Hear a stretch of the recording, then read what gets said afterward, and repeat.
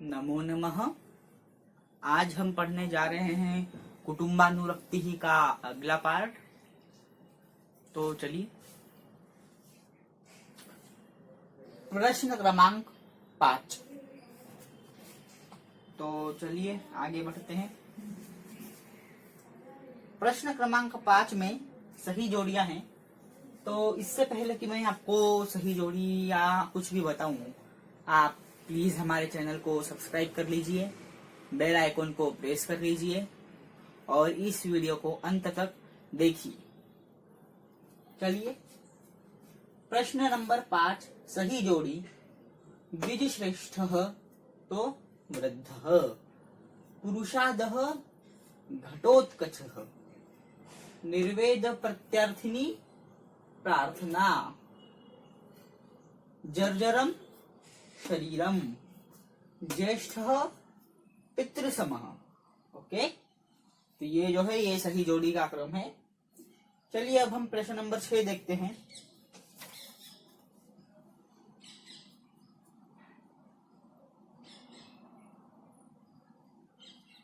छह में है आमन।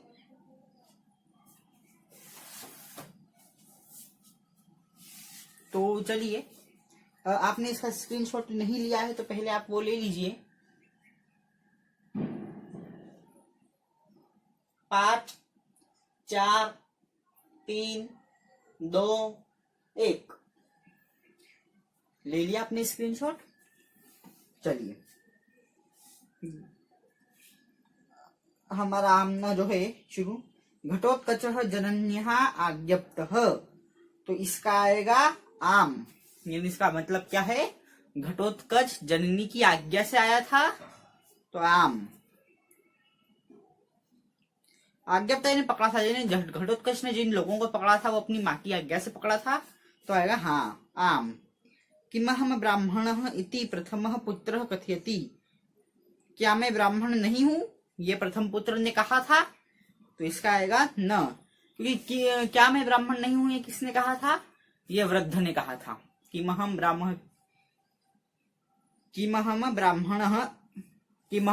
यानी क्या मैं ब्राह्मण नहीं हूं, ये क्या मैं ब्राह्मण नहीं हूं, ये बात जो है वृद्ध ने कही थी, ना कि उसके पुत्र ने, प्रथम पुत्र ने। चलिए, कुले लोके च अनुजः श्रेष्ठः भवति, इन कुल में और लोक में अनुज श्रेष्ठ होता है? नहीं, कुल में और लोक में ज्येष्ठ श्रेष्ठ होता है। तो इसका ग का क्या आएगा? न। इन अनुज श्रेष्ठ नहीं होता है। घ ज्येष्ठो भ्राता पितः समः इति ब्रह्मवादिभिः कथितः, यानी ज्येष्ठ भ्राता पितः समः, यानी बड़ा भाई पिता के समान होता है। ये ब्रह्मवादी ने कहा था, तो इसका आएगा ये जो चौथा है आम, कि हाँ ये ब्रह्मवादी भी उन्होंने जो है ये कहा था कि ज्येष्ठो भ्राता पितः समः। चलिए आगे देखते हैं। ब्राह्मणी पति मात्र धर्मिणी आसीत, ब्राह्मणी जो है वो पति मात्र धर्मिणी थी। अब इसका क्या आएगा? आम, यानी थी। तो चलिए, आम न आम आम। आप स्क्रीनशॉट ले लिया, यहाँ पर आप देख सकते हैं। तो चलिए प्रश्न नंबर 7 शुरू करते हैं। अधोलिखित शब्दानाम मूल शब्दम विभक्तिम वचनम च लिखत, यानी नीचे लिखे गए शब्दों का मूल शब्द, विभक्ति और वचन लिखना है। तो चलिए यहाँ पर देखते हैं। शब्द शरीरेण, मूल शब्द शरीर, विभक्ति यहाँ पर तृतीय लगी हुई है, और वचनम जो है वो एक वचन है, यानी यहाँ पर बहुत सारे नहीं, शरीर एक ही है। तो गुरुणाम, गुरु मूल शब्द गुरु, विभक्ति जो है वो षष्ठी विभक्ति लगी हुई है, और वचनम जो है वो बहुवचन है। तया, इसका मूल शब्द आएगा तत्, विभक्ति जो इसमें लगी हुई है वो तृतीय है, और वचनम जो लगा हुआ है वो एक वचन है। पत्नियां, मूल शब्द पत्नी और विभक्ति तृतीय, वचनम एक वचनम। ये जो मैंने यहाँ पर ऐसा लिया, यहाँ पर आपको अगर फेयर कॉपी में आप लिखेंगे तो आपको यहाँ पर एक वचनम पूरा लिखना होगा, चलिए मैं आपको बाद में बताता हूँ। भक्तम तो आएगा भवत, और विभक्ति जो है आएगी वो है द्वितीय, और वचनम जो है वो आएगा एक वचन। पितृणाम तो मूल शब्द आएगा पितृ, विभक्ति आएगी षष्ठी, और वचनम आएगा बहुवचन, बहुवचनम। हाँ, तो मैं आपको जो बोलने वाला था वो ये है कि यहाँ पर जो मैंने जैसे लिखा है मूल शब्द तो शरीर, ठीक है, ये आपको है ना, ये अगर आप फेयर कॉपी में लिखे तो आपको जो भी मैंने लिखा है वो तो पूरा का पूरा वैसा का वैसा लिखना ही है, लेकिन और भी जो आपको लिखना है वो आपको यहाँ पर ये लिखना है कि तृतीय के आगे लिखना है आपको विभक्ति, तृतीय विभक्ति ही। ये जो है आपको वहां फेयर कॉपी में अगर आप लिखोगे, जब भी लिखोगे तो आपको तृतीय विभक्ति ही पूरा लिखना है, या फिर अगर आप सिर्फ तृतीय लिखते हैं तो भी चलेगा, कोई दिक्कत नहीं है। लेकिन यहाँ पर आपको एक वचनम या बहुवचनम जो भी है, ये एक वचनम और एक वचनम जो दो है, ये आपको पूरे पूरे लिखना है। तो चलिए आगे बढ़ते हैं। चलिए कंटिन्यू करते। प्रश्न क्रमांक 8,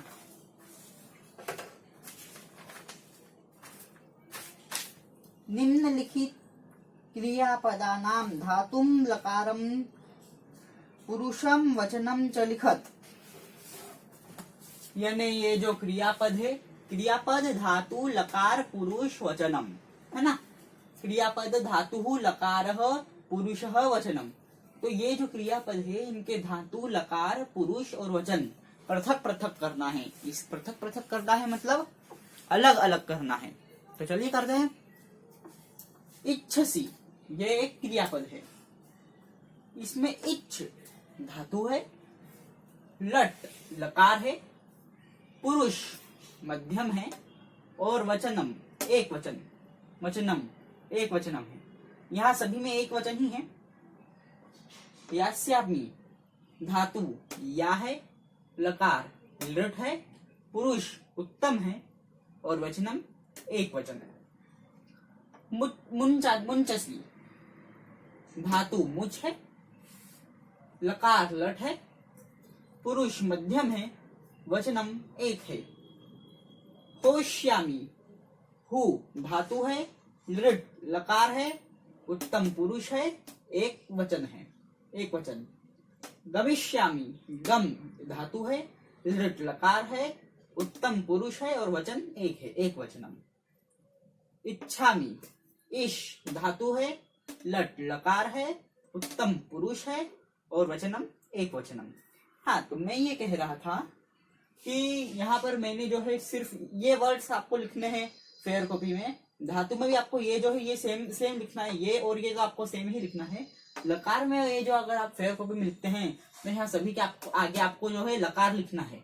लट लकार, लट लकार, लट लकार, लट लकार, लट लकार, लट लकार, ऐसा लिखना है आपको पूरा। और पुरुष में भी आपको पूरा पूरा लिखना है। मध्यम पुरुष, उत्तम पुरुष, मध्यम पुरुष, उत्तम पुरुष, उत्तम पुरुष, उत्तम पुरुष। और ये जो वचनम है इसमें भी आपको ऐसे नहीं, जैसे मैंने लगाए हैं ऐसे नहीं लगाना है, आपको सब में एक वचनम लिखना है। तो चलिए आगे बढ़ते हैं। प्रश्न नंबर 9,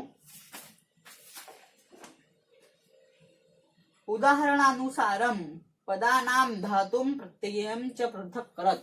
है ना, उदाहरण के अनुसार धातु और प्रत्यय इनमें से अलग करना है 9वें प्रश्न में। तो चलिए, धातु और प्रत्यय। ओके, तो मोक्तुम तो मुझ हो गई धातु, तुमुन हो गया प्रत्यय। दत्वा, हाँ यहाँ पे ऐसा भी कर सकते हैं। यहाँ पर धातु का एक कॉलम अलग बनाइए और प्रत्यय का एक कॉलम जो है अलग बनाइए, पर मैंने ऐसा किया है।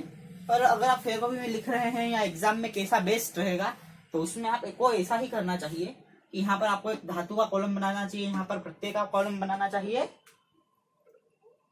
और यहाँ पर जो है मेन वर्ड जिसको अपन बोलते हैं शब्द, बस यहाँ पर शब्द, धातु और प्रत्यय, ऐसे 3 कॉलम बनाइए।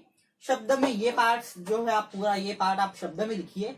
ये जो प्लस के इधर वाला है ये आप धातु में लिखिए, और प्रत्यय में इधर प्लस से उधर वाला। ओके, ऐसा आप कर सकते हैं। तो चलिए हम आगे बढ़ते हैं। मोक्तुम तो मुझ धातु और तुमुन प्रत्यय, दत्वा तो दा धातु और तुम कत्वा प्रत्यय, परिज्ञाय परि धन ज्ञा धन ल्यप। ओके, तो ये जो है ये ल्यप धातु है और परिधन्या प्रत्यय। कृत कर्तुम, कृ धन तुमुन, तुमुन प्रत्यय है और ये जो कृ है ये धातु है। आनेतव्य, आधन्नी धन तत्यम, तो ये तत्य जो है ये धातु है और आधन्नी प्रत्यय है, तो ये आधन्नी धातु है, तत्य प्रत्यय है।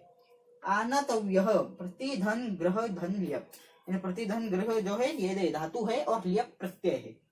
तुमुन कत्वा ल्यप, तुमुन तत्यत और ल्यप ये प्रत्यय है और बाकी ये जो है ये धातु है।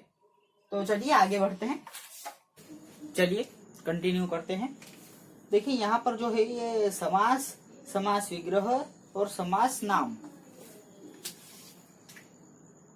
मैं यहाँ लिख देता हूँ समास, समास विग्रह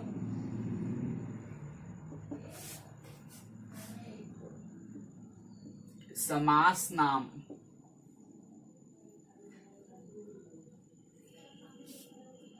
तो ये जो है ये समास है ज्येष्ठ पुत्र,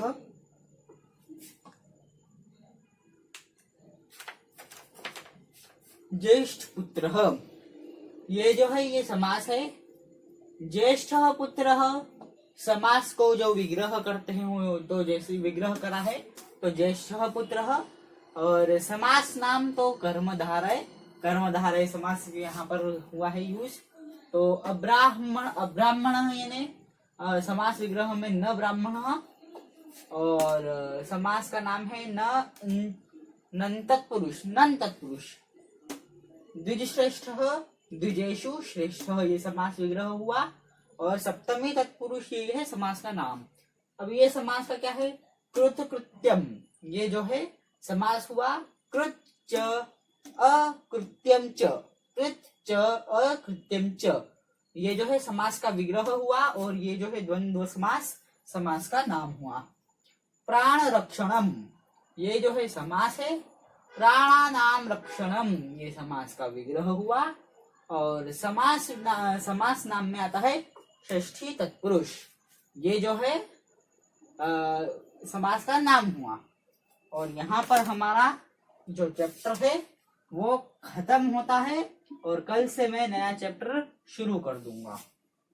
तो आपने मेरे चैनल को सब्सक्राइब नहीं किया है तो सब्सक्राइब कर लीजिए, बेल आइकन को प्रेस कीजिए, और वीडियो को अंत तक देखने के लिए धन्यवाद। हाँ, एक बात और कि मुझे ये बताइए कमेंट सेक्शन में कि मैं किस किस क्लास के वीडियो डालूं, और मतलब कौन कौन सी क्लास के मैं वीडियो डालूं एमपी बोर्ड में, और सीबीएसई के डालूं क्या, जो भी आपको चाहिए वीडियोस, जिस भी क्लास के चाहिए वो आप कमेंट में मुझे बताइए। और वीडियो मेरे आपको कैसे लगते हैं, या आपको मेरे वीडियो में क्या कमी नजर आती है वो भी आप मुझे कमेंट सेक्शन में बता सकते हैं। ओके, तो वीडियो को अंत तक देखने के लिए धन्यवाद, और हमारे चैनल को सब्सक्राइब कर दीजिए, बेल आइकन को प्रेस कर दीजिए, वीडियो को लाइक कीजिए और शेयर भी कीजिए। धन्यवाद।